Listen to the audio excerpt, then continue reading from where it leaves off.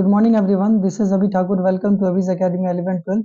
आज के इस वीडियो लेक्चर में हम class 12th political science Bihar board question 15 to question 30 discuss करने वाले हैं। और लेक्चर में आगे बढ़ने से पहले, क्वेश्चन को डिस्कस करने से पहले मैं आपको बता दूं कि प्रीवियस वीडियो लेक्चर में हमने इसी वीडियो लेक्चर का पार्ट 1 डिस्कस किया था, जिसमें क्वेश्चन नंबर 1 से क्वेश्चन नंबर 15 तक मैंने डिस्कस किया था, both Hindi and English language में और आंसर के साथ। अगर आपने इस वीडियो लेक्चर का पार्ट 1 नहीं देखा है तो पहले पार्ट 1 जाकर के देख लीजिए, लिंक मैं डिस्क्रिप्शन में दे दूंगा। तब आप इस वीडियो लेक्चर को कंटिन्यू करें। तो लेक्चर में आगे बढ़ते हैं। हमारा क्वेश्चन नंबर 16 बोल रहा है what is NATO. Basically question हमारा है कि नाटो क्या है। तो नाटो बेसिकली क्या है कि NATO, north Atlantic treaty organization, is an inter governmental military alliances establish on 4th of April 1949। NATO एक नॉर्थ अटलांटिक ट्रीटी ऑर्गेनाइजेशन है, इसका फुल फॉर्म हुआ एक इंटर गवर्नमेंटल मिलिट्री अलायंसेस है। इंटर गवर्नमेंटल मतलब क्या होता है, अंतरराष्ट्रीय सैन्य गठबंधन है, ठीक है, जो कि 4 अप्रैल 1949 को established हुआ था। It was formed by the countries of North America, Europe and provide collective defense against aggressions, meaning an attack on one member is considered an attack to all।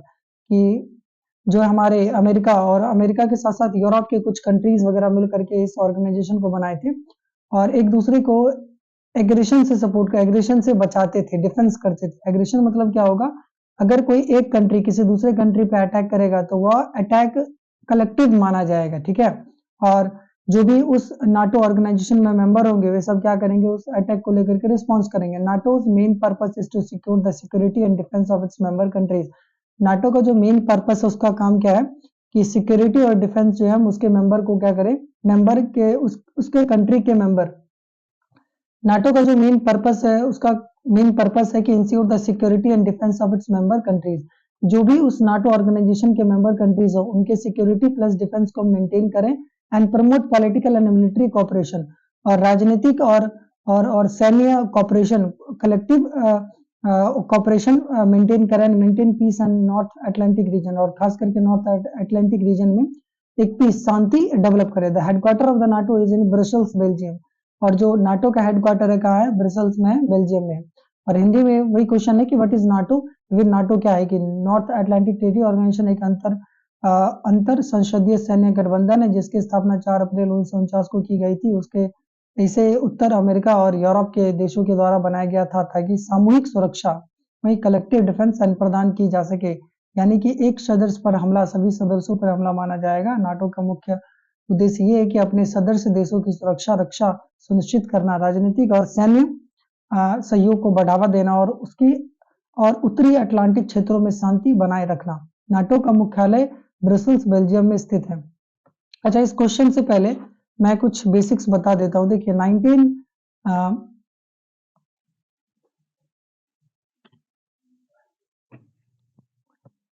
अच्छा, इस क्वेश्चन का बेसिक्स ये है कि जैसा कि हम सबको पता है कि 1940 में से लेकर के 1948 तक हमारा फर्स्ट वर्ल्ड वॉर होता है। फिर 1939 से लेकर के 1945 तक हमारा सेकंड वर्ल्ड वॉर होता है। तो 1945 के बाद पूरा वर्ल्ड हमारा 2 अलग अलग ब्लॉक्स में डिवाइड हो गया था। जैसे कि हम सबको पता है कि पहला ब्लॉक हमारा था यूएसए और सेकंड ब्लॉक था हमारा यूएसएसआर, ठीक है। तो जिसको हम लोग कोल्ड वॉर भी बोलते हैं, ठीक है, कोल्ड वॉर, शीत युद्ध। आपको बुक्स में मिल जाएगा, क्लास 12th बुक्स में, पॉलिटिकल साइंस का बुक में। तो जो है यूएसए और अमेरिका के बीच में, इसको यूएसए मतलब अमेरिका और USSR, United Soviet socialist Republic, मतलब जिसको अभी के समय में रशिया बोला जाता है, रशिया और ये अमेरिका, ठीक है। तो इन दोनों के बीच में एक वॉर के जैसा सिचुएशन डेवलप हुआ था। इसी सिचुएशन को हम कोल्ड वॉर बोलते थे। और इसी के बीच में क्या हुआ कि पूरा वर्ल्ड में अलग अलग कंट्री डिवाइड हो गया था। कुछ कंट्री अमेरिका के सपोर्ट में चले गया था और कुछ कंट्री यूएसएसआर के सपोर्ट में चले गया था। और इसी तरीके से यूएसए ने कुछ अलग अलग मिलिट्री ऑर्गेनाइजेशन बनाया था, जिसमें से एक का नाम क्या है, NATO, north Atlantic treaty organization, ठीक है। ओके, हमारा नेक्स्ट क्वेश्चन है व्हाट इज सवर्जिनिटी। सवर्जिनिटी का हिंदी होगा हमारा संप्रभुता। संप्रभुता, इसका अगर हम सिंपल शब्दों में इसका मीनिंग बताएं क्या होगा कि फॉर एग्जांपल आप कंट्री ए में रह रहे हैं, ठीक है, इस कंट्री के आप लीडर हैं, तो सॉवरेनिटी का मतलब ये होगा कि आप कंट्री का internal as well as external decision आप ले, उसको बोलेंगे सॉवरेनिटी। मतलब क्या, अगर हम इंडिया में रह रहे हैं तो इंडिया का इंटरनल डिसीजन, इंटरनल अंदर में क्या लॉज बनाना है, क्या प्रोग्राम डेवलप करना है वगैरह वगैरह, प्लस एक्सटर्नल डिसीजन कि इंडिया किस कंट्री के साथ रिलेशन मेंटेन करेगा, ये सारा हमारे इंडियन गवर्नमेंट के पास अगर रहेगा पावर इंडिया के इंटरनल प्लस एक्सटर्नल डिसीजन बनाने का, तो उसे ही हम सॉवरेनिटी बोलते हैं, संप्रभुता बोलते हैं। ठीक है, देखिए उसे हम सॉवरेनिटी और संप्रभुता बोलते हैं। देखिए, sovereignty means the supreme and absolute authority of a state to govern itself without any external control और इंटरफेरेंस। कि सॉवरेनिटी मतलब क्या होता है, सुप्रीम सबसे बड़ा, और एब्सोल्यूट, और एब्सोल्यूट का मतलब यहाँ पे होगा सर्वोच्च, मतलब कि 100% अथॉरिटी आपके पास है कि आप स्टेट के अंदर में, मतलब कि स्टेट गवर्नमेंट के पास पूरा एब्सोल्यूट सुप्रीम और अथॉरिटी है कि खुद का लॉज वगैरह बना सकता है विदाउट एनी एक्सटर्नल कंट्रोल और इंटरफेरेंस, मतलब बिना कोई बाहरी देश के इंटरफेयर का और एक्सटर्नल कंट्रोल का। It implies that a country has full power to make its own laws. इसका मतलब ये होगा कि ये बताता है कि कंट्री के पास फुल पावर है कि खुद का वो लॉज बना सकता है, पॉलिसीज बना सकता है, डिसीजन बना सकता है within its territory as well as foreign affairs, और खुद के टेरिटरी के लिए, खुद के इंटरनल टेरिटरी के लिए, plus foreign affairs. Foreign affairs मतलब होगा फॉर एग्जांपल इंडिया यूएसए के साथ किस तरह का रिलेशन मेंटेन करना चाहता है, चाइना के साथ किस तरह का रिलेशन मेंटेन करेगा, बांग्लादेश के साथ किस तरह का मेंटेन करेगा, ये जो पॉलिसीज बनाया जाएगा ये भी हमारा इंडिया का गवर्नमेंट खुद मेंटेन करेगा। Sovereignty ensure independence of a nation and its right to manage internal matters freely. Sovereignty का मतलब होगा कि इंडिपेंडेंस, किसी कंट्री का या फिर किसी नेशन का इंडिपेंडेंस, कि उसके पास अधिकार है कि वो अपना इंटरनल मैटर को फ्रीली एक्सेस कर पाएगा और फ्रीली मैनेज कर पाएगा। In India sovereignty is a fundamental feature of a constitution. Bharat में सॉवरेनिटी हमारे संविधान का एक फंडामेंटल फीचर है, reflecting the countries freedom from foreign dominance and it's independent status in the international community, जो कि रिफ्लेक्ट करता है कंट्री का फ्रीडम को, किससे, फॉरेन डोमिनेशन से, कि मतलब इंडिया पूरा का पूरा फ्री है, इसके ऊपर में कोई बाहरी देश का डोमिनेशन नहीं है, इंडिया इंडिपेंडेंटली क्या कर सकता है, अपना कम्युनिटी डेवलप कर पाएगा और किसी भी तरह का लॉस वगैरह बना पाएगा। तो बेसिकली सॉवरेनिटी का मतलब ये होगा संप्रभुता, कि आप इंटरनल और एक्सटर्नल डिसीजन खुद ले पाएंगे। ठीक है, तो संप्रभुता का अर्थ किसी राज्य की सर्वोच्च और संपूर्ण शक्ति है, शक्ति जिसे अंतर्गत वह बिना किसी बाहरी नियंत्रण या हस्तक्षेप के स्वयं शासन करता है। आप देख सकते हैं हिंदी में भी। और हाँ, एक बात मैं बताना भूल गया कि जो भी इंग्लिश मीडियम वाले बच्चे हैं और हिंदी मीडियम वाले बच्चे हैं, वो अपना कॉपी एंड पेन लेकर के बैठे और इंग्लिश मीडियम वाले इस क्वेश्चन को लिखें और उसे याद करें, प्लस हिंदी वाले भी सेम क्वेश्चन को लिखें और याद करें। मैं आंसर यहाँ पे दे दिया हूँ। आगे बढ़ते हैं। नेक्स्ट क्वेश्चन है हमारा, write two feature of federal structure. Just question number 1 to 15 वाले वीडियो लेक्चर में, मतलब जो कि पहला वाला वीडियो लेक्चर था, उसमें हमने आपको बताया था फेडरल स्ट्रक्चर क्या होता है। देखिए, अगर कोई कंट्री में more than one level of या फिर 2 लेवल ऑफ गवर्नमेंट है, जैसे कि इंडिया हो गया, सेंट्रल गवर्नमेंट भी पूरा कंट्री के लिए, प्लस उसके अंदर में ढेर सारे स्टेट भी है। और इंडिया में तो 3 लेवल ऑफ गवर्नमेंट है, एक सेंट्रल गवर्नमेंट, फिर state government and local government. इसको हम लोग डिस्ट्रिक्ट वाला भी बोलते हैं। ठीक है, तो इसको हम क्या बोलेंगे, फेडरल स्ट्रक्चर, इसको हम बोलेंगे फेडरलिज्म। तो क्वेश्चन हमारा पूछा जा रहा है कि आपको फेडरलिज्म का या फिर फेडरल स्ट्रक्चर का कुछ फीचर लिखना है, कुछ नहीं, बस 2 फीचर लिखना है। The two features of federal structure are division of power. पहली बात ये आपको उस वीडियो लेक्चर में बताया था, डिवीजन ऑफ पावर की, जो भी फेडरल स्ट्रक्चर होता है उसके अंदर में पावर का डिवीजन होगा। जैसे कि इंडिया में क्या है कि सेंट्रल गवर्नमेंट जो भी लॉज बनाएगा उसके लिए एक यूनियन लिस्ट रखा गया है, फिर स्टेट गवर्नमेंट जो भी लॉज बनाएगा, जिस भी सब्जेक्ट पे लॉज बनाएगा, उसके लिए हमारे कॉन्स्टिट्यूशन में एक स्टेट लिस्ट बना करके दिया गया है। तो डिवीजन ऑफ पावर हो रहा है ना।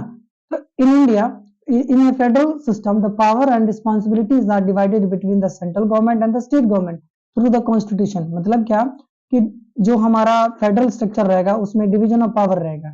इसका मतलब ये होता है कि फेडरल स्ट्रक्चर में पावर और रिस्पॉन्सिबिलिटी, पावर मतलब शक्ति और रिस्पॉन्सिबिलिटी मतलब जिम्मेदारी, दोनों को भारत के संविधान के द्वारा सेंट्रल और स्टेट गवर्नमेंट के बीच में डिवाइड किया जाएगा कॉन्स्टिट्यूशन के द्वारा। Each level has on jurisdiction over certain subject. Jurisdiction का मतलब होगा अधिकार क्षेत्र, कि हर एक गवर्नमेंट का, चाहे वह सेंट्रल गवर्नमेंट चाहे स्टेट गवर्नमेंट हो, जितना भी स्ट्रक्चर रहेगा, जितना भी लेवल ऑफ गवर्नमेंट रहेगा, सबका खुद का जुरिस्डिक्शन रहेगा अलग अलग सब्जेक्ट पे, कि सेंट्रल गवर्नमेंट एक अलग सब्जेक्ट पे लॉज बनाएगा और स्टेट गवर्नमेंट अलग सब्जेक्ट पे लॉ बनाएगा। जैसे कि एग्जांपल दे सेंट्रल गवर्नमेंट का, सेंट्रल गवर्नमेंट मनी पे लॉज बनाएगा, मतलब कि पूरा इंडिया में मनी का क्या सिस्टम है, मनी पे जो भी लॉज बनेगा, मनी किस तरह का चलेगा, वगैरह वगैरह जो भी लॉज है। ठीक है, जैसे कि एग्जांपल अभी हम दें आपको, ये जो हुआ था हमारा डीमोनेटाइजेशन, कि जो रुपए रुपए वगैरह बंद हुआ था 2000 का नोट्स वगैरह, तो उस पर सेंट्रल गवर्नमेंट ने डिसीजन लिया था।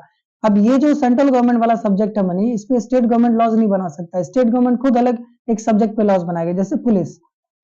ठीक है, जैसे कि बिहार का एग्जांपल ले तो बिहार में ही चलता है बिहार पुलिस, तो बिहार पुलिस का जो रूल रेगुलेशन बनाने का काम करेगा बिहार गवर्नमेंट करेगा, और बिहार पुलिस के ऊपर में लॉज हमारा सेंट्रल गवर्नमेंट नहीं बना सकता है।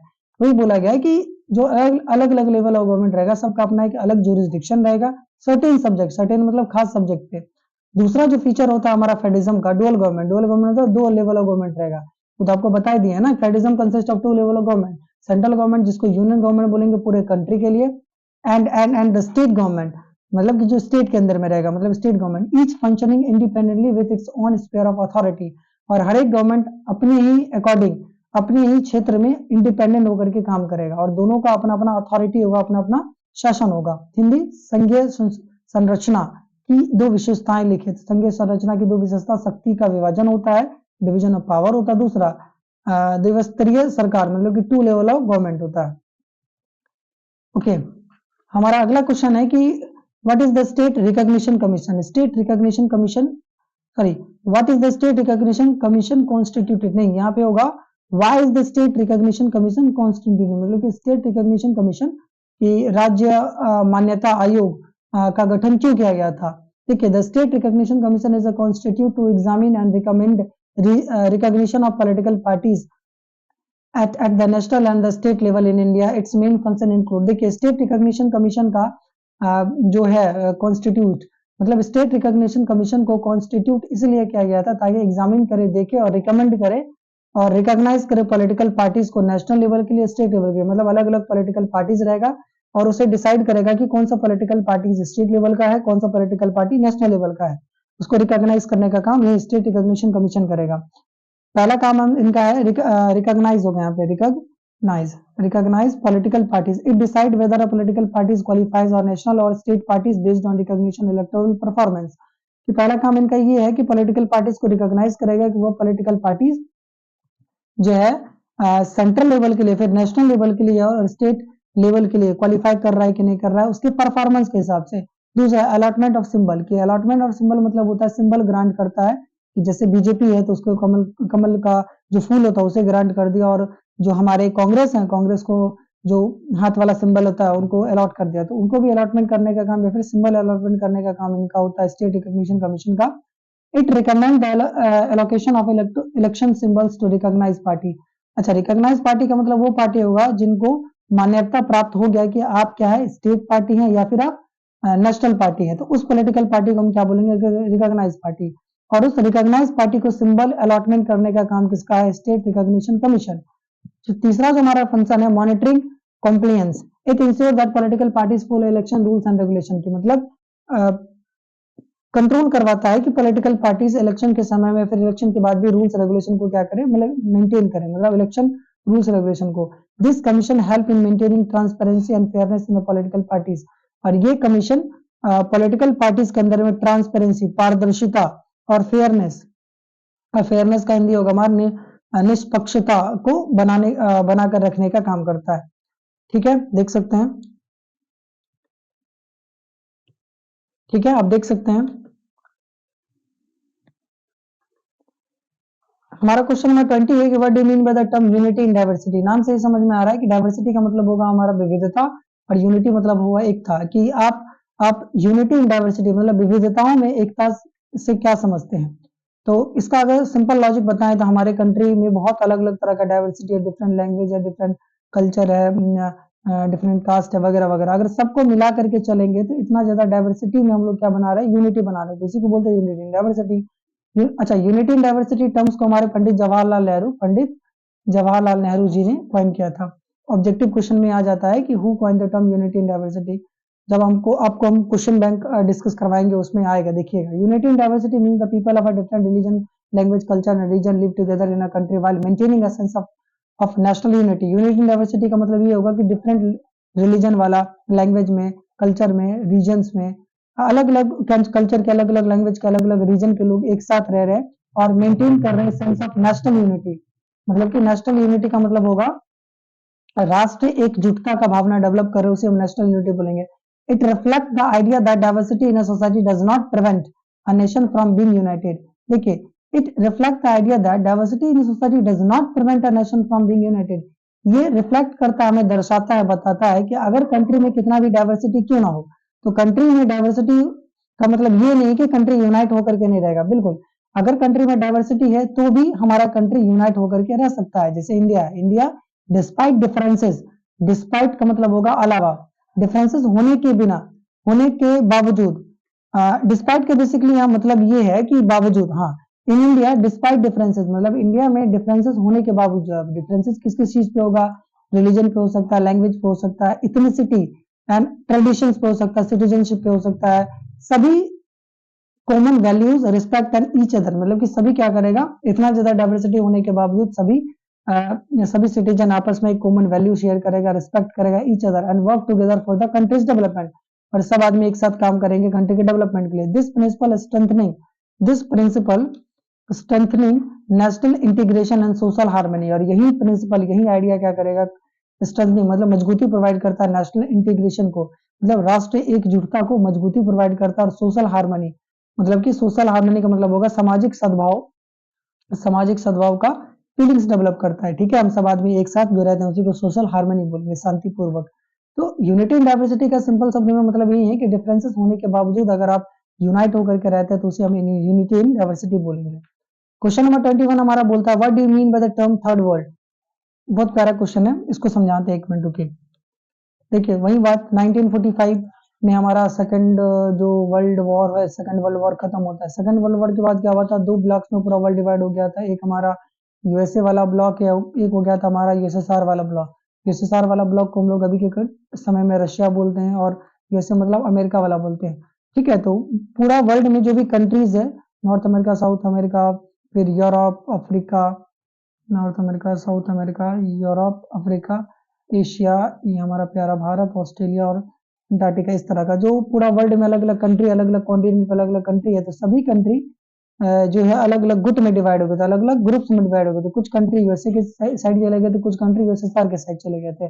तो इस ग्रुप को, जो भी कंट्री अमेरिका के साइड गया था उसको फर्स्ट वर्ल्ड बोला गया। ठीक है, और जो भी कंट्री यूएसएसआर की तरफ गया था, मतलब यूनाइटेड सोवियत सोशल रिपब्लिक, इसके तरफ गया था यूनाइटेड सोवियत सोशलिस्ट रिपब्लिक, इसकी तरफ गया था, वो हमारा सेकंड वर्ल्ड कहलाया, सेकंड वर्ल्ड। लेकिन लेकिन कुछ ऐसा भी कंट्री था जैसे हमारा इंडिया, ठीक है, और भी कुछ था जैसे कि ग्वातनामो वे वगैरह बोल सकते हैं हम। एक मिनट, और भी कंट्री था।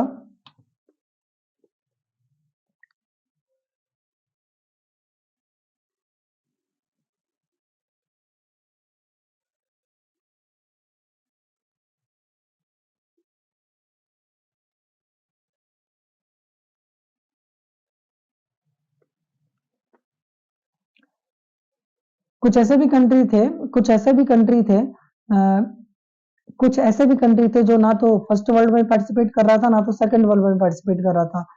तो उन्हीं कंट्री को हमारा थर्ड वर्ल्ड बोला गया। जैसे इंडिया हो गया हमारा, फिर अफ्रीका के कुछ थे जैसे कि इजिप्ट हो गया, और साउथ अफ्रीका वगैरह हो गए, और भी कंट्रीज हैं। तो सभी कंट्रीज मिला करके थर्ड वर्ल्ड बनाता। तो वही हमारा क्वेश्चन पूछा जा रहा है कि व्हाट इज थर्ड वर्ल्ड।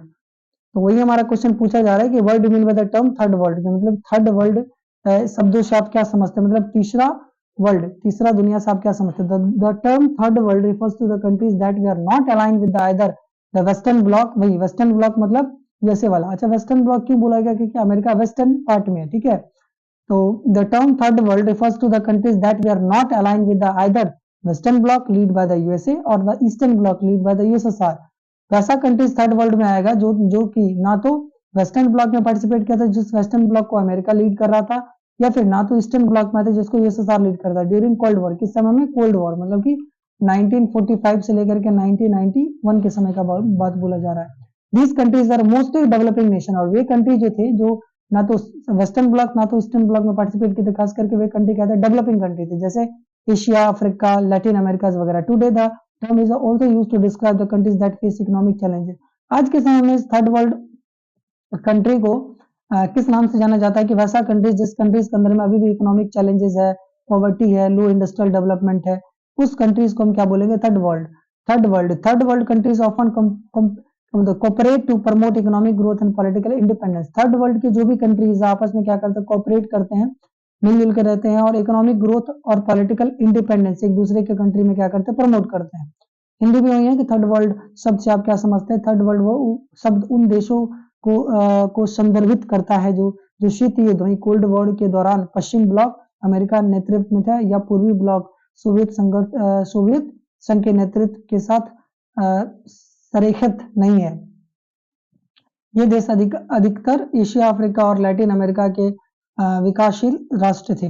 देख सकते हैं पूरा आंसर आपका लिखा हुआ है। हमारा नेक्स्ट क्वेश्चन है कि what is the right to equality.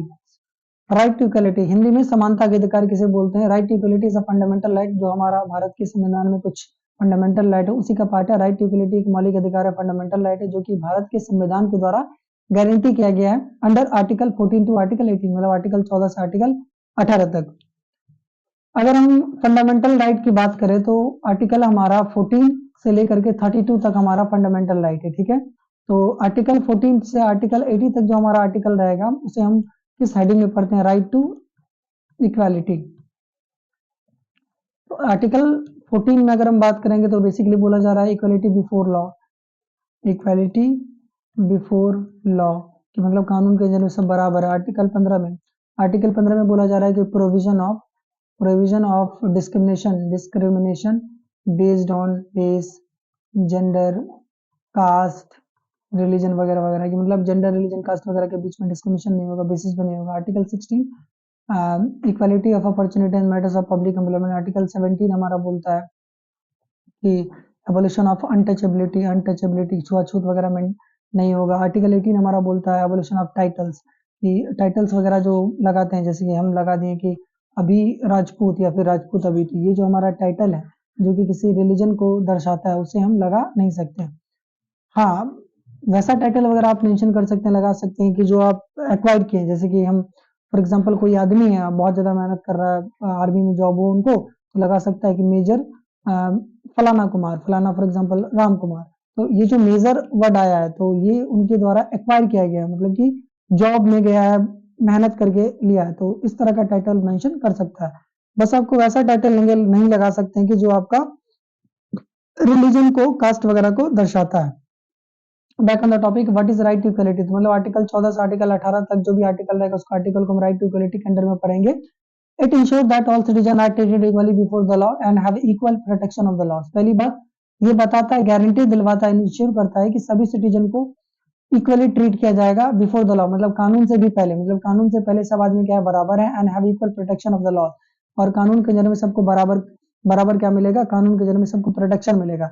It prohibit discrimination on the ground of religion, race, caste, gender और प्लेस ऑफ बर्थ, मतलब कि प्रोहिबिट मतलब होता है मना करना, बैन करना। डिस्क्रिमिनेशन भेदभाव जो होगा किसके बेसिस पे, रिलीजन के बेसिस पे, कास्ट के बेसिस पे, जेंडर के बेसिस पे, प्लेस ऑफ बर्थ के बेसिस पे उनको प्रोहिबिट किया जाएगा। The right to equality also guarantee equal opportunity merits of public employment.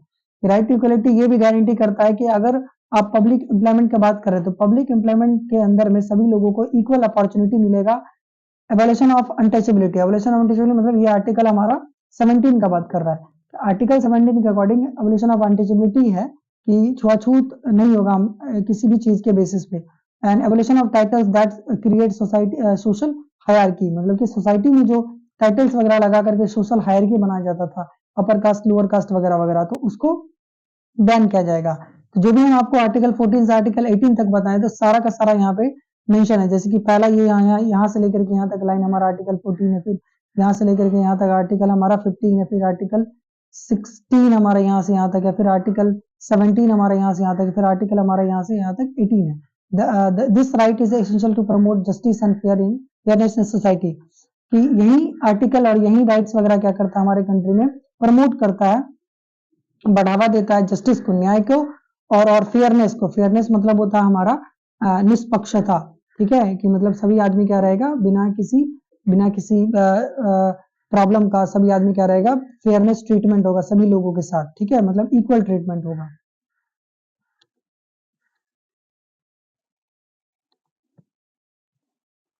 हमारा नेक्स्ट क्वेश्चन है question number 23, what is economic justice. नाम से ही समझ में आ रहा है कि इकोनॉमी मतलब होता है आर्थिक और जस्टिस मतलब होता है न्याय। आर्थिक न्याय क्या है, जैसे कि हमारे कंट्री में पॉलिटिकल इक्वालिटी होता है, पॉलिटिकल इक्वालिटी मतलब क्या, वोटिंग राइट सभी को मिला, वोटिंग राइट सभी को मिला है, चाहे वह किसी भी रिलीजन से बिलोंग करे, जेंडर से बिलोंग करे, कास्ट से बिलोंग करे, वगैरह वगैरह वगैरह। इसको हम पॉलिटिकल इक्वालिटी बोलेंगे, मतलब लॉ सबके ऊपर में बराबर रहेगा तो पॉलिटिकल इक्वालिटी। और इकोनॉमिक इक्वालिटी का मतलब ऐसा ही होता है कुछ, इकोनॉमिक इक्वालिटी या फिर economic justice means that fair distribution of the wealth, resource and opportunity among all the member of the society. मतलब समाज के सभी लोगों के पास, सभी मेंबर के पास इक्वली डिस्ट्रीब्यूशन होगा वेल्थ का, पैसा का, रिसोर्स मतलब संसाधन का, और अपॉर्चुनिटी, अपॉर्चुनिटी मतलब मौका। अगर हमारे सोसाइटी में सभी लोगों के पास वेल्थ का, पैसा का, रिसोर्स संसाधन का, और अपॉर्चुनिटी का और मौका का सभी लोगों के पास बराबर एक्सेस रहेगा, सभी मेंबर के सभी सोसाइटी के सभी मेंबर के पास, उसको हम बोलेंगे economic justice. Is ensure that every individual has access to the basic necessities like food, education, health care and employment. ये गारंटीड दिलवाता है, बताता है इकोनॉमिक जस्टिस कि सभी लोग के पास क्या है, इक्वल एक्सेस है बेसिक नेसेसिटीज का, जैसे कि फूड है सबके पास, एजुकेशन अवेलेबल है, हेल्थ केयर अवेलेबल है, एम्प्लॉयमेंट मतलब रोजगार अवेलेबल है।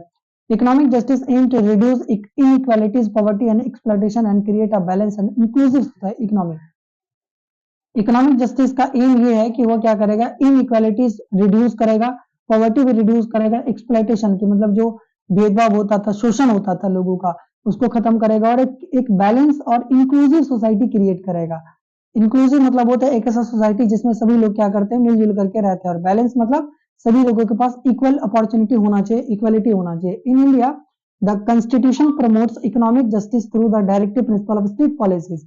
हमारे भारत में जो गवर्नमेंट है, हमारे भारत में गवर्नमेंट क्या बोलते हैं, हाँ हमारे भारत में गवर्नमेंट इकोनॉमिक जस्टिस को डीपीएसपी के थ्रू प्रमोट करते हैं, directive principle of state policies. Land reform मतलब कि लैंड में बहुत सारा रिफॉर्म लाया गया कि अब बहुत सारा लैंड किसी एक आदमी के पास कंसंट्रेट नहीं रहेगा।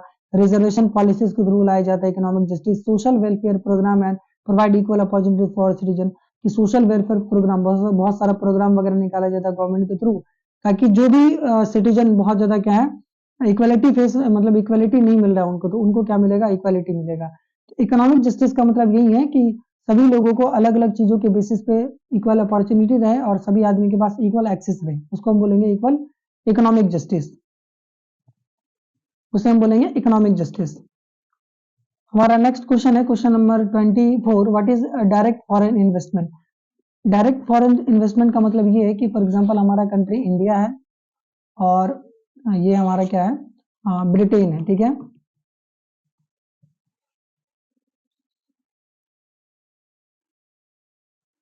ब्रिटेन, हम लोग तो भूले वाले थे। क्या होता है कि फॉर एग्जांपल कि ब्रिटेन क्या कर रहा है, कोई सामान बना रहा है, ठीक है, जैसे कि नहीं ब्रिटेन एग्जांपल नहीं लेते, यूएसए ले लेते हैं। यूएसए एक सामान बना रहा है, जैसे कि ये हमारा टेस्ला, इलोन अंकल, हाँ इलोन अंकल टेस्ला बुला रहे हैं और इंडिया में क्या कर रहे हैं, आकर के टेस्ला बेचना चाह रहे हैं। तो इंडिया में जो टेस्ला बेचेंगे तो यहाँ पे अलग अलग क्या करना पड़ेगा, कंपनी सेटअप करना पड़ेगा। कंपनी इन द सेंस कि जहाँ से टेस्ला जो कार्ड वगैरह होगा उनका सप्लाई होगा, वेयर हाउस वगैरह सेटअप करना पड़ेगा। तो अब उसके लिए लैंड एक्वायर करना पड़ेगा, जगह लेना पड़ेगा। तो हमारे इंडियन गवर्नमेंट से जो इलोन अंकल हैं परमिशन लेंगे कि आप हमें यहाँ पे लैंड दे दीजिए, हम अपना टेस्ला का ब्रांच यहाँ पे सेटअप करने वाला है और यहाँ से हम क्या करेंगे, अपनी कार को सेल करेंगे। तो हमारा गवर्नमेंट इसको सॉरी लैंड ग्रांट करेगा, और लैंड ग्रांट करने के बदले हमारे टेस्ला अंकल क्या करेंगे, डॉलर में पैसा देंगे हमारे इंडियन गवर्नमेंट को कि आप इतना लैंड ग्रांट किए तो आपको इतना पेमेंट हम देंगे। इसी पैसा को हम क्या बोलेंगे, फॉरेन इन्वेस्टमेंट बोलेंगे। मतलब कि बाहर से जो किसी बाहर देश के कंट्री से या फिर बाहर कंट्री से जो पैसा हमारी कंट्री में आता है उसको हम बोलते हैं फॉरेन इन्वेस्टमेंट। ठीक है ना, direct foreign investment. Direct foreign investment is also foreign direct investment refers to the investment made by a foreign company or individual in the businesses or asset of another country। मतलब direct foreign investment या फिर foreign direct investment का मतलब ये होता है कि investment जो कि कोई एक फॉरेन कंपनी या फिर कोई इंडिविजुअल इंडिविजुअल हमारे कंट्री के बिजनेस या फिर एसेट वगैरह में करता है, या फिर किसी दूसरे कंट्री के अंदर में करना, मतलब कि कंट्री ए है, कंट्री ए एक फॉरेन कंट्री हुआ, कंट्री बी के अंदर में क्या करेगा, बिजनेसेस को लेकर के, या फिर कोई इंडिविजुअल अपना पैसा वगैरह यहाँ बिजनेस लगाने के लिए डालेगा तो उसको फॉरेन डायरेक्ट इन्वेस्टमेंट बोलेंगे। It usually involve establishing new businesses. ये ज्यादातर एक नया बिजनेस एस्टैब्लिशमेंट करने से रिलेटेड है, वही कि टेस्ला अपना ब्रांच खोलेगा तो एक नया बिजनेस यहाँ सेटअप कर रहा है, बदले में पैसा देगा। Acquiring a significant stock in the existing company, और या तो कंट्री के अंदर में, फॉर एग्जांपल यहाँ एक कोई कंपनी चल रहा है, कंपनी का नाम है एम, तो उस कंपनी में क्या कर रहा है कि जो अमेरिका के कुछ लोग हैं क्या कर रहे हैं, अपना स्टॉक वगैरह खरीद रहे हैं, तो उनसे भी जो पैसा आता है वो भी हमारा डायरेक्ट फॉरेन इन्वेस्टमेंट के अंदर में देखा जाता है। आगे यहाँ पे एग्जिस्टिंग कंपनी और सेटिंग अप सब्सिडीज और ज्वाइंट वेंचर, और सेटिंग अप सब्सिडीज और ज्वाइंट वेंचर का मतलब होगा या तो आप क्या कीजिए कि ऑलरेडी कोई कंपनी स्टैब्लिश, उस कंपनी का पार्ट बन जाइए, या फिर एक ज्वाइंट वेंचर खोलिए। Direct foreign investment help in bringing capital, technology, and expertise into the host country, promotes industrial growth and create employment opportunity in strengthening the economy. Direct foreign investment क्या करता है कि बहुत सारा कैपिटल मतलब यहाँ पे होगा पैसा, बहुत सारा डॉलर, बाहरी देश का पैसा हमारी कंट्री में लाएगा, नया टेक्नोलॉजी लाएगा, expertise into the host country, क्यों एक नए कंट्री में, जिस कंट्री में होस्टिंग कर रहे, जिस कंट्री में नया ब्रांच लगाने वाले, उस कंट्री में नया नया एक्सपर्टीज, नया नया स्किल्स वगैरह आएगा बाहर कंट्री से। प्रमोट इंडस्ट्रियल ग्रोथ, और न्यू कंट्री में, जिस कंट्री में लगा रहे उस कंट्री में औद्योगिक क्रांति आएगा, इंडस्ट्रियल ग्रोथ होगा, इंप्लॉयमेंट जनरेशन होगा, और स्ट्रेंथिंग इकोनॉमी, और उस कंट्री का इकोनॉमी वगैरह स्ट्रेंथिंग होगा, मजबूत होगा। प्रत्यक्ष विदेशी निवेश क्या है आप देख सकते हैं इसका हिंदी में। Our next question is discuss the feature of first 5 year plan. First 5 year, अच्छा इसका हिंदी आंसर हमारे यहाँ है, देखिए घबराना नहीं है। किस क्वेश्चन पे थे, क्वेश्चन नंबर 25 पे थे हम लोग। Discuss the feature of first 5 year plan की पहला पंचवर्षीय योजना के बारे में बताइए कि क्या क्या फीचर था। तो द फर्स्ट 5 ईयर प्लान, अच्छा 5 ईयर प्लान बेसिकली मतलब क्या होता है, पहले सुनिए एक बात को। पहले हमारे कंट्री में प्लानिंग कमीशन चलता था जो कि 5 साल के लिए, 5 ईयर के लिए प्लान बनाता था कि इस बार फलाना, फॉर एग्जाम्पल 2025 एग्जाम्पल ले रहे हैं हम, एग्जाम्पल है 2025 से 2030 तक जो 5 साल का पूरा टाइम पीरियड है, गवर्नमेंट जो रहेगा इस 5 साल में किस चीज पे ज्यादा फोकस करेंगे, तो ये जो प्लानिंग किया जाता था उसको प्लानिंग कमीशन के द्वारा किया जाता था। लेकिन 2014 में इस प्लानिंग कमीशन को रिनेम करके नीति आयोग रखा गया है, ठीक है। तो वही हमारा क्वेश्चन बोल रहा है कि फर्स्ट 5 ईयर प्लान का क्या फीचर था। तो द फर्स्ट 5 ईयर प्लान 1951 से 1956 तक डेवलप किया गया था। India's initial attempt at planned economic development after independence, its main feature were follows, कि इसका जो मेन फीचर था सॉरी नीचे एक फोकस ऑन एग्रीकल्चर। सबसे पहला फीचर क्या होगा कि हम क्या करेंगे, कृषि पे फोकस करेंगे, एग्रीकल्चर पे। द प्लान प्रायोरिटाइज्ड एग्रीकल्चर, मतलब कि इस प्लानिंग में सबसे पहले प्रायोरिटी जो रखा गया था, किसको रखा गया था, एग्रीकल्चर को, इरिगेशन को, और energy to increase the food production and support rural development. आपको पता है कि 1947 में हमारा कंट्री इंडिपेंडेंस हुआ था, तो उस समय में हमारे कंट्री में बहुत सारा प्रॉब्लम चल रहा था, तो इस वजह से एग्रीकल्चर वगैरह भी डेवलपमेंट नहीं हो रहा था, रूरल डेवलपमेंट भी नहीं था, हर समझ में कि फूड वगैरह का भी प्रोडक्शन ठीक नहीं था। तो पहला जो 5 ईयर प्लान बनाया गया था 1951 से 1956 तक, उनमें यही फोकस किया गया था कि हम एग्रीकल्चर पे फोकस करेंगे, इरिगेशन सिंचाई व्यवस्था को ठीक करेंगे ताकि हमारा एग्रीकल्चर डेवलप हो जाए, energy to increase food production की, मतलब हम एनर्जी वगैरह पे भी फोकस करेंगे और फूड प्रोडक्शन भी इंक्रीज करेंगे, रूरल डेवलपमेंट को सपोर्ट करेंगे। दूसरा इंफ्रास्ट्रक्चर डेवलपमेंट, कि बहुत अलग अलग बिल्डिंग्स वगैरह बनाएंगे, डैम्स वगैरह बनाएंगे ताकि एक इंफ्रास्ट्रक्चर डेवलपमेंट हो जाए। Emphasis was laid on the buildings, irrigation project, dams and power plants to boost agriculture and industrial growth, कि अलग अलग इरिगेशन प्रोजेक्ट वगैरह हो गया, डैम वगैरह, हीराकुंड डैम वगैरह है ना, उसी समय में बनाया गया था, डैम्स वगैरह, पावर प्लांट वगैरह, इनको हम क्या करेंगे, डेवलप करेंगे ताकि एक बेस हमारा स्ट्रांग हो जाए। Community development program launch to improve the rural living standard through health, education and employment schemes, कि कम्युनिटी को डेवलप करेंगे, रूरल एरियाज वगैरह को डेवलप करेंगे, हेल्थ वगैरह में डेवलपमेंट ला करके, एजुकेशन वगैरह में डेवलपमेंट ला करके, एम्प्लॉयमेंट स्कीम्स मतलब कि रोजगार योजनाओं वगैरह को प्रोवाइड करके। Resource mobilization, effort were made to mobilize financial and human resource for the development project, कि एफर्ट वगैरह लगाया जाएगा, मेहनत वगैरह किया जाएगा ताकि हम फाइनेंशियल एंड ह्यूमन रिसोर्स को यूज कर पाए ताकि डेवलपमेंटल प्रोजेक्ट बना पाए। मतलब कि human resource plus plus financial, मतलब कि हमारे कंट्री में जो अलग अलग लोग हैं, अलग अलग लोगों को स्किल दिया जाएगा ताकि क्या कर पाए हम, डेवलपमेंटल प्रोजेक्ट वगैरह ला पाए, मतलब ह्यूमन रिसोर्स का डेवलपमेंट कर पाए। Regional planning, attention was given to the develop backward region and reduce regional disparities. कि रीजनल प्लानिंग किया गया कि अटेंशन, ध्यान दिया गया कि जो बैकवर्ड एरिया है, जो बैकवर्ड, जो सबसे कमजोर रीजन है, उसको क्या करें हम और ज्यादा डेवलप करें। और रीजनल डिस्पैरिटीज जो है, इंडिया में कोई एरिया थोड़ा डेवलप है तो कोई एरिया बहुत ज्यादा अंडर डेवलप है, तो उस तरह का जो रीजनल डिस्पैरिटीज है, उस डिस्पैरिटीज को हम क्या करें, खत्म करें। उस डिस्पैरिटीज को हम क्या करें, खत्म करें। इसका हिंदी यही है, देखिए। प्रथम पंचवर्षीय योजना की विशेषताएं पर चर्चा करें। कृषि पर ध्यान दिया गया, बुनियादी ढांचे का विकास हुआ, मतलब डैम्स वगैरह बनाया गया, सामुदायिक विकास कार्यक्रम चलाया गया, संसाधन का जुटाना, मतलब संसाधन वगैरह को जुटाया गया, क्षेत्रीय योजना, जो अलग अलग क्षेत्र हैं जो कम डेवलप है उसमें ज्यादा फोकस किया गया। Next question is what do you mean by the planning in India. Planning in India से क्या तात्पर्य है, प्लानिंग इन इंडिया से क्या समझते हैं, भारत में योजना से आप क्या समझते हैं। Planning in India refers to the process by which government formulates strategies and program to achieve economic growth, social development and balanced regional development। Planning in India से मतलब ये होगा कि हमारा गवर्नमेंट क्या कर रहा है, अलग अलग स्ट्रेटेजी, अलग अलग तरीका, अलग अलग प्रोग्राम्स निकाल रहा है ताकि हम क्या कर पाए, इकोनॉमिक ग्रोथ कर पाए, सोशल डेवलपमेंट कर पाए, बैलेंस रीजनल डेवलपमेंट, अलग अलग एरिया में जो रीजनल लेवल पे जो डेवलपमेंट नहीं है उसको डेवलप कर पाए। तो यही जो प्रोसेस होता है जिसमें हम क्या कर पाते हैं, अलग अलग पॉलिसीज बनाते हैं ताकि इकोनॉमिक ग्रोथ हो पाए, सोशल डेवलपमेंट, सामाजिक विकास हो पाए, बैलेंस रीजनल डेवलपमेंट, किसी खास एरिया में डेवलपमेंट कर पाए। इन्हीं को हम लोग क्या बोलते हैं, planning in India. It involve the setting target for various sectors like agriculture, industries, education, health and infrastructure to ensure efficient use of resources.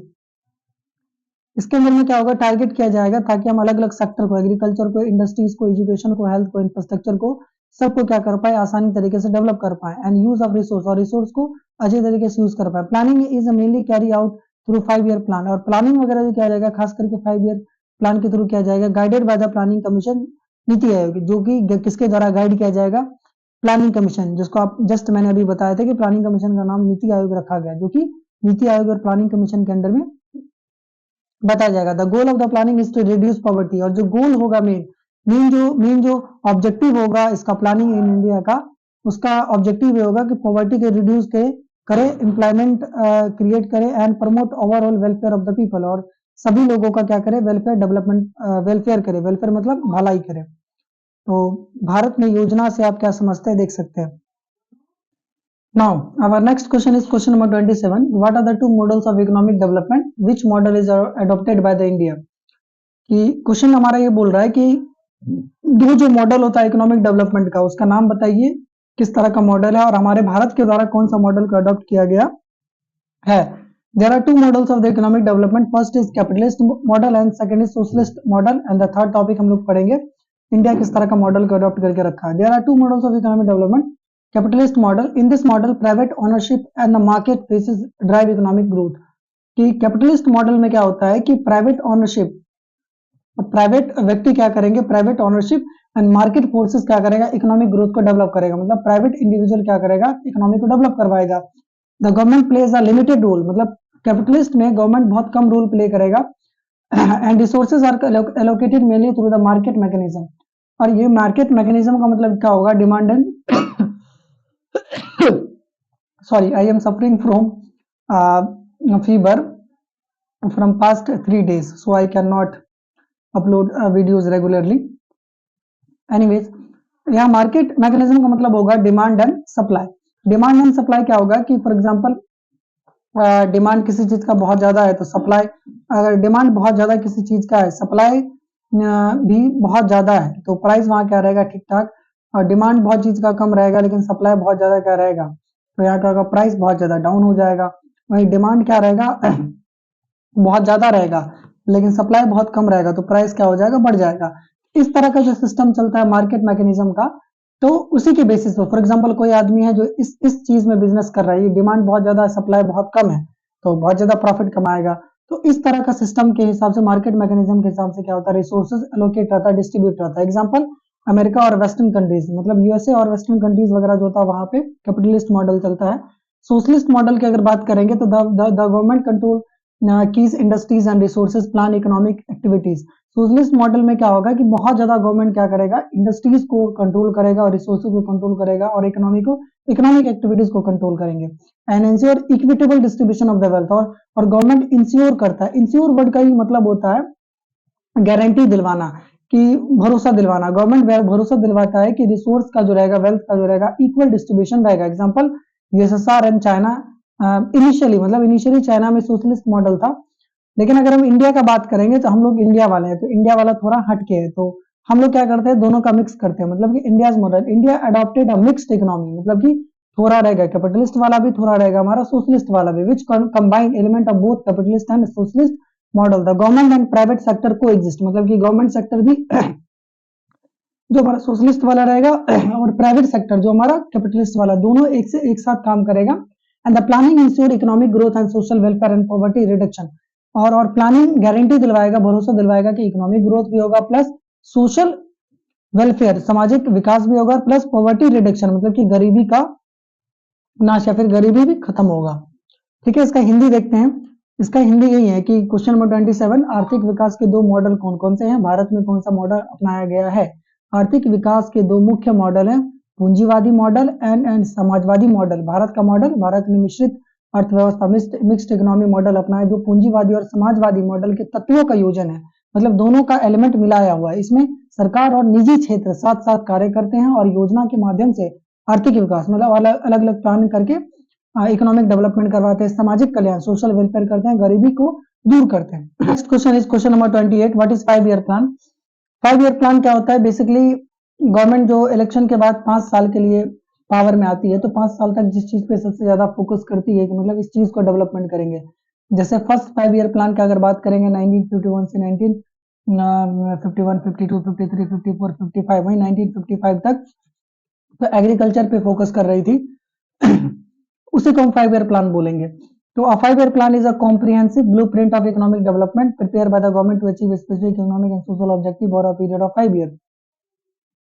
कि 5 ईयर प्लान एक कॉम्प्रिहेंसिव मतलब विस्तृत ब्लूप्रिंट होता है किसी इकोनॉमिक डेवलपमेंट का, जो कि सरकार प्रिपेयर करता है ताकि इकोनॉमिक ऑब्जेक्टिव या फिर इकोनॉमिक एंड सोशल ऑब्जेक्टिव को पूरा किया जा सके। इकोनॉमिक मतलब आर्थिक और सोशल मतलब सामाजिक ऑब्जेक्टिव को पूरा किया जा सके 5 साल के लिए। It sets target for various sector like agriculture, industry, education, health and infrastructure to ensure balanced growth and efficient use of resources. ये क्या करता है, टारगेट करता है अलग अलग सेक्टर को, for example agriculture sector, industries, education, health, infrastructure, इन सभी सेक्टर को बहुत ज्यादा क्या करता है, फोकस करता है, टारगेट करता है, ताकि किसी एक सेक्टर या फिर किसी एक से ज्यादा सेक्टर में क्या कर पाए, हम डेवलपमेंट करवा पाए। इन इंडिया 5 ईयर प्लान वे are prepare by the planning commission NITI Aayog to guide the country's development.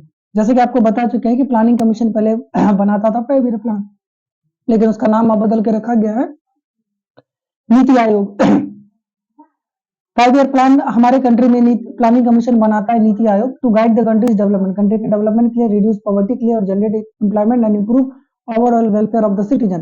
कि रिड्यूस पॉवर्टी, पॉवर्टी को खत्म करने के लिए, जनरेट एम्प्लॉयमेंट मतलब कि रोजगार डेवलप करने के लिए और ओवरऑल सिटीजन का वेलफेयर करने के लिए। पंचवर्षीय योजना क्या है आप देख सकते हैं। Our question is question number 29. Explain the new economic policy of India. Bharat के नए आर्थिक नियमों के बारे में बताइए। New economic policy in India is introduced in 1991। हमारे भारत में न्यू इकोनॉमिक पॉलिसी हमारे इंडिया में 1991 के बाद आया था। तो इसका मेन इंपॉर्टेंट फीचर्स है, नीचे दिया गया। पहला हमारा लिबरलाइजेशन, इसका हिंदी होता है उदारीकरण। उदारीकरण मतलब क्या होगा कि पहले हमारे कंट्री में, इंडिया में 1991 से पहले कोई एग्जांपल ले लेते हैं, फॉरेन कंट्री जैसे यूएसए। यूएसए का बार बार एग्जांपल इसे लेते हैं कि थोड़ा है पावरफुल कंट्री इस वजह से। तो अगर यूएसए कोई ऑब्जेक्ट या फिर कोई सामान वगैरह बना रही तो इंडिया में सामान को आकर के बेच नहीं सकती थी, क्योंकि हमारे कंट्री के ऊपर में क्या लगा हुआ था, ट्रेड बैरियर। क्या लगा था, ट्रेड बैरियर। अब 1991 के बाद क्या हुआ कि हमारे गवर्नमेंट ने इसी ट्रेड बैरियर को खत्म कर दिया, इस ट्रेड बैरियर को खत्म कर दिया और अलाउ कर दिया कि आप आइए इंडिया में बिजनेस वगैरह कीजिए। तो इसी यही जो हमारा चेंजेस था, इसी को हमारा क्या बोला गया, लिबरलाइजेशन, उदारीकरण। Reduction of government control on restriction on businesses, कि गवर्नमेंट का जो कंट्रोल था, रिस्ट्रिक्शन था बिजनेसेस वगैरह पे, उसको खत्म किया गया, अलाउ किया गया कि प्राइवेट एंड फॉरेन कंपनी को आप ऑपरेट कर सकते हैं फ्रीली इंडिया में। दूसरा प्राइवेटाइजेशन, ट्रांसफर ऑफ ओनरशिप और management of the public sector enterprises to the private sector to increase efficiency and competitiveness. देखिए बेसिकली क्या है कि दो तरह का सेक्टर होता है, एक होता है प्राइवेट सेक्टर, एक होता है पब्लिक सेक्टर। पब्लिक सेक्टर का अगर हम प्राइवेट सेक्टर का अगर हम बात करेंगे, प्राइवेट सेक्टर का बात करेंगे, इसको हम गवर्नमेंट सेक्टर बोलते हैं, सॉरी। पब्लिक सेक्टर का अगर हम बात करेंगे तो वो होता है हमारा गवर्नमेंट वाला, और प्राइवेट सेक्टर का अगर बात करेंगे तो कोई एक इंडिविजुअल का होता है। तो जो पब्लिक सेक्टर का बात करते हैं गवर्नमेंट का, तो गवर्नमेंट सेक्टर पहले चलता था, होता क्या था उसमें इफिशियंसी ज्यादा नहीं था, ज्यादा डेवलपमेंट नहीं हो रहा था। तो इसकी वजह से क्या हुआ कि 1991 के बाद बहुत सारा जो प्राइवेट सेक्टर पब्लिक सेक्टर था उसको जो है प्राइवेट सेक्टर में ट्रांसफर कर दिया गया, मतलब कि प्राइवेट सेक्टर बना दिया गया, जिनकी वजह से उसमें बहुत सारा क्या आ गया, इफिशियंसी आ गया। ठीक है, ट्रांसफर ऑफ ओनरशिप, जो ओनरशिप था मैनेजमेंट किसी भी चीज का पब्लिक सेक्टर का, उसको प्राइवेट सेक्टर बना दिया गया, ताकि इफिशियंसी और कॉम्पिटिटिवनेस आए, मतलब कंपटीशन अगर होगा तो प्रोडक्ट का क्वालिटी भी बढ़ेगा, उस हिसाब से प्राइवेटाइजेशन किया गया। दूसरा ग्लोबलाइजेशन, कि opening the Indian economy to foreign trade and investment integrated India with the global market. India में ग्लोबलाइजेशन लाया गया, मतलब इंडिया को वर्ल्ड के अलग अलग कंट्री से कनेक्ट किया गया, जोड़ा गया, ताकि इंडिया में वर्ल्ड के हिसाब से ट्रेड हो पाए। इकोनॉमिक रिफॉर्म, मतलब measures to control inflation, reduce physical deficit and encourage industrial growth. वही है कि इकोनॉमिक लाया गया, फिजिकल डिफिसिट को मैनेज किया गया, इंडस्ट्रियल ग्रोथ को डेवलप किया गया। New economic policy aim to accelerate economic growth, increase employment, attract foreign investment. कि न्यू इकोनॉमिक पॉलिसी जो है एक्सेलरेट करता, बढ़ावा देता है इकोनॉमिक ग्रोथ को, एम्प्लॉयमेंट को बढ़ावा देता है, अट्रैक्ट फॉरेन इन्वेस्टमेंट, बाहरी देश से जो पैसा आता है उसको फोकस करता है, अट्रैक्ट करता है, and make economy more market oriented, और इकोनॉमी को खास करके किसके ओरिएंटेड बनाता है, मार्केट के हिसाब से। ओके, आप देख सकते हैं। नेक्स्ट क्वेश्चन इज वही क्वेश्चन नंबर 29 का हिंदी है कि भारत में नई आर्थिक नीति के बारे में बताएं या फिर व्याख्या करें। उदारीकरण, निजीकरण। वही उदारीकरण मतलब क्या होगा, इंडिया को खोल दिया जाएगा, इंडिया में कोई भी कंट्री आकर के ट्रेड वगैरह कर सकता है। निजीकरण, प्राइवेटाइजेशन किया गया। वैश्वीकरण, ग्लोबलाइजेशन, इंडिया को वर्ल्ड के अलग अलग कंट्री से जोड़ा गया ताकि वर्ल्ड के जैसा अच्छे से ट्रेड हो पाए। आर्थिक सुधार, इकोनॉमिक रिफॉर्म लाया गया। न्यू आर्थिक पॉलिसी, मतलब न्यू इकोनॉमिक पॉलिसी, रोजगार बढ़ाया, विदेशी निवेश आकर्षित, विदेशी निवेश को आकर्षित किया, और अर्थव्यवस्था को अधिक बाजार उन्मुख बनाया। Okay, our last question of this video lecture is what is SEATO. SEATO SEATO क्या है, देखिए सीटो का फुल फॉर्म होगा South East Asian Treaty Organization, was the military alliances established in 1954 during the cold war. ये एक military organisation है जो कि 1954 में कोल्ड वॉर के समय में एस्टैब्लिशमेंट हुआ था। Its aim was to prevent the spread of communism in South East Asia. इनका मेन एम क्या था कि प्रिवेंट करेगा, रोकेगा, ताकि कम्युनिज्म साउथ ईस्ट एशिया में ना फैल पाए। द मेंबर कंट्रीज इंक्लूड, इसके अंदर में कौन कौन सा मेंबर कंट्री था, USA, USA, United kingdom, France, Australia, New Zealand, Pakistan, Thailand वगैरह वगैरह, Philippines. C2 work on collection, defense and regional security but had limited access and was dissolved in 1977। ये जो हमारा कलेक्टिव डिफेंस के लिए वर्क कर रहा था, मतलब कि सभी कंट्री आपस में कलेक्टिव डिफेंस सिस्टम बनाएंगे, रीजनल सिक्योरिटी और अलग अलग क्षेत्रीय सुरक्षा प्रदान करेंगे, but had a limited access and was dissolve in 1977। लेकिन बाद में जाकर इसका लिमिटेड एक्सेस रहा, सक्सेस रहा, बहुत कम सक्सेस रहा, और 1977 में जाकर के इसे डिसॉल्व कर दिया गया। बहुत इंपॉर्टेंट है कि C2 बोला जाता है कि कौन से कंट्रीज के लीडर थे, तो यूएसए बोलेंगे हम लोग, ऑब्जेक्टिव क्वेश्चन में बार बार रिपीट होता है। ठीक है, इसका फुल फॉर्म पूछ लेता है, South East Asian Treaty organisation.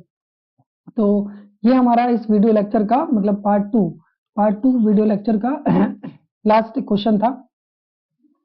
अब हमारा नेक्स्ट जो वीडियो लेक्चर का टॉपिक रहेगा वो रहेगा हमारा पार्ट 3, जिसमें हम क्वेश्चन नंबर पार्ट 1 में, देखिए पार्ट 1 में हम लोग क्वेश्चन नंबर 1 से क्वेश्चन नंबर 15 तक डिस्कस किए। पार्ट 2 में क्वेश्चन नंबर हम पार्ट 2 में क्वेश्चन नंबर हम 16 टू क्वेश्चन नंबर 13 तक डिस्कस किया। पार्ट 3 में हम लोग क्वेश्चन नंबर 31 से 45 तक हम लोग डिस्कस करेंगे।